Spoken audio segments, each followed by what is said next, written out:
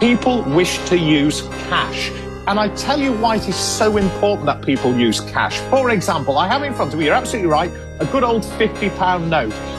I owe you £50. Yeah. I pay you. You go to the hairdresser. You pay your £50. The hairdresser goes to the cafe, pays the coffee shop owner £50. The cafe owner goes to the restaurant, £50. The restaurant pays for the linen cleaning, £50. The value of the £50 remains £50.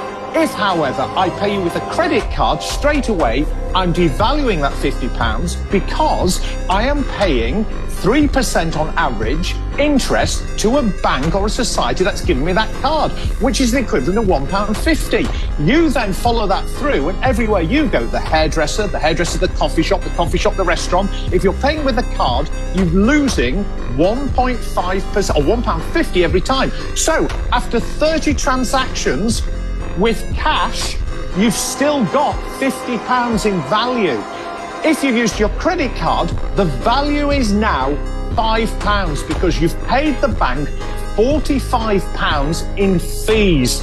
And that's why the banks want to encourage you to go cashless. Don't allow it to happen.